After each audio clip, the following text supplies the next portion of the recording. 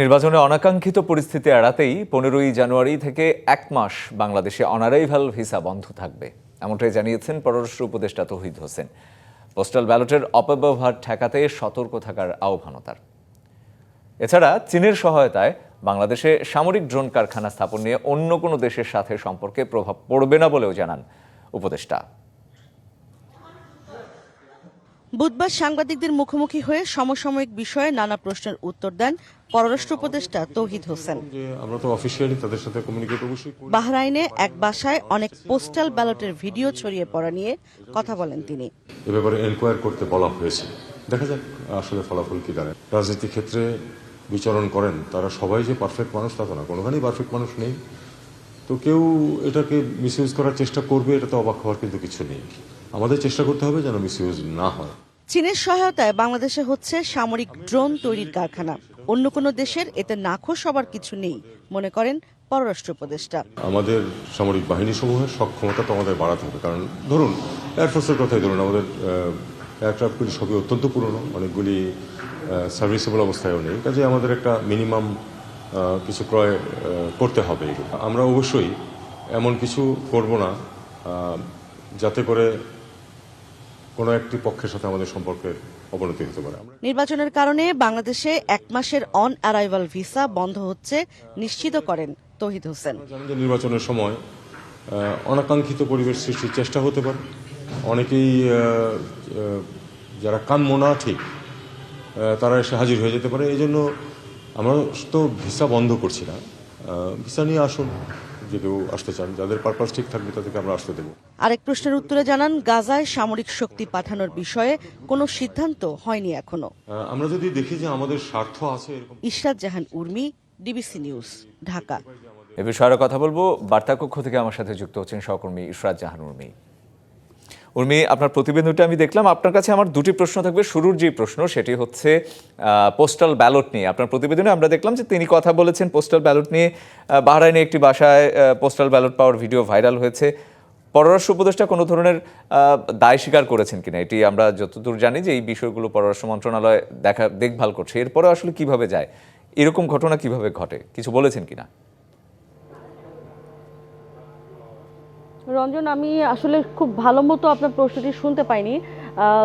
আপনি ballot paper যেটি বাহরাইনে পাওয়া গেছে সেটি নিয়ে প্রশ্ন করছিলেন। আমি বিষয়টি আপনাকে একটু ব্যাখ্যা করে বলি। আপনি নিশ্চয়ই আজকে জাতীয় দৈনিকগুলোতে দেখেছেন যে বাহরাইনে একটা বাসায়, এবং বলা হচ্ছে যে একটা বিশেষ দলের নেতার বাসায় বেশ কিছু ব্যালট পেপার পাওয়া গেছে, এবং এইরকমভাবে যদি ব্যালট পেপার পাওয়া যায় তাহলে ভোটে কিন্তু তার বড় একটি প্রভাব পড়বে, এবং বিএনপি এই বিষয়টিকে খতিয়ে দেখতে বলেছে।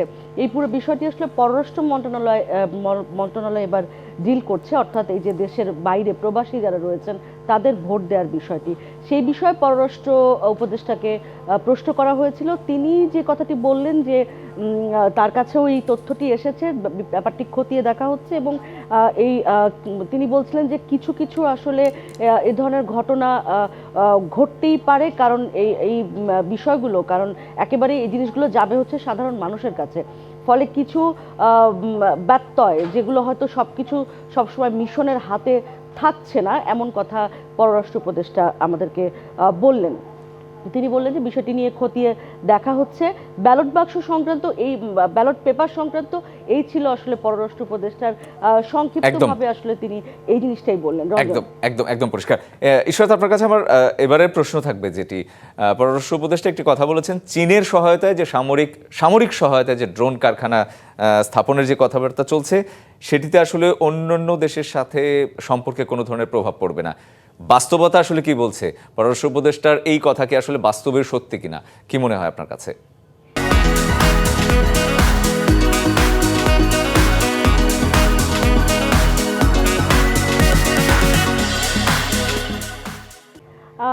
এটি তো আসলে আপনি রঞ্জন জানেন যে এরকম কথাই আসলে সাধারণত বলে থাকেন যারা দায়িত্বে থাকেন, কিন্তু আপনি যদি জিওপলিটিক্যাল বিষয়গুলো মাথায় রাখেন তাহলে বলতে হবে যে চীন যদি সামরিক ড্রোনের কারখানা বাংলাদেশে চীনের সহায়তায় যদি হয়, তাতে আমেরিকার খুশি হবার কোনো কারণ নাই।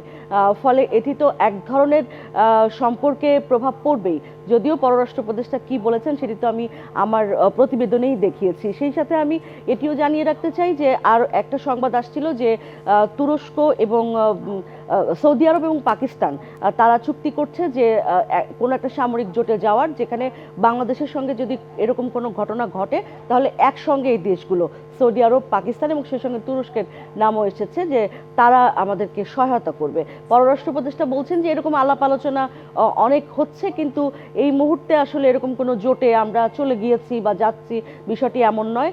জোটে চলে যাওয়ার এই মুহূর্তে কোনো সেরকম কোনো পরিকল্পনাও নেই। তবে এই ধরনের অনেক জোটই রয়েছে রিজিওনালি এবং ইন্টারন্যাশনালি, তো সেগুলো নিয়ে তো আলোচনা সবসময়ই হয় এবং সেই সাথে পাকিস্তানের সঙ্গে সম্পর্ক উন্নয়নের যে বিষয়টি বা বর্তমান সরকারের রয়েছে সেটিও কিন্তু তিনি তুলে ধরেছেন। তো আপনার যে প্রশ্নটি ছিল যে সামরিক ড্রোন কারখানা যদি বাংলাদেশে হয় তাহলে সেটি আসলে অন্য দেশের উপরে প্রভাব পড়বে কিনা, এটি উপদেষ্টা বলছেন যে আর কোনো দেশের সাথে প্রভাব পড়বে না। সাজ সরঞ্জাম আমাদের যেগুলি ছিল সেগুলো পুরনো হয়ে গেছে, সেগুলো কেনাকাটার কিছু বিষয় রয়েছে, কিন্তু এ ধরনের ঘটনা খুবই সেনসিটিভ। যখনই এরকম ঘটনা ঘটে বা এই ধরনের কোনো আলোচনা চুক্তি বা এই ধরনের বিষয়গুলো ঘটে তখন কিন্তু অন্যান্য দেশের সাথে যে সম্পর্কের প্রভাব সেটি নিয়ে এক ধরনের ভাবতেই হয়।